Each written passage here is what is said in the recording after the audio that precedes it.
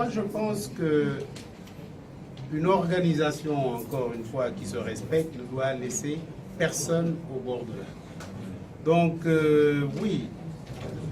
Mais moi, je voudrais qu'on aille au-delà de ça. Ce que je dis, c'est que d'abord, il faut comprendre que pour enrayer tout ça, il faut augmenter la richesse du pays. Moi, ce qui peut peut-être faire la différence, d'après ce que nous pensons, c'est que nous sommes convaincus que ce pays-là, nous sommes que 14 millions.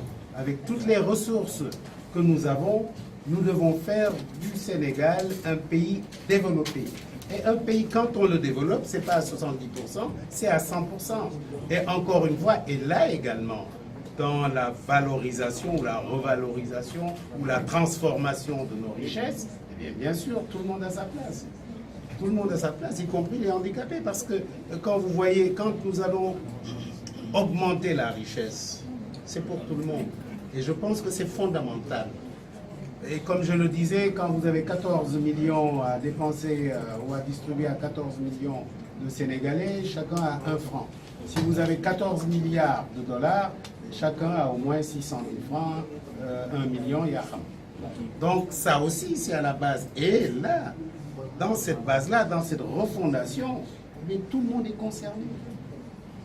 Les handicapés, les pas handicapés, tout le monde. Et il faut qu'on ait cette culture on vient de me dire d'ailleurs que j'avais des handicapés dans mon bureau. Il ne faut pas faire la différence. C'est ça qui est important.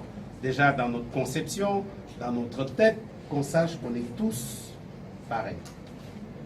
Et que nous devons encore une fois avoir une solidarité transversale.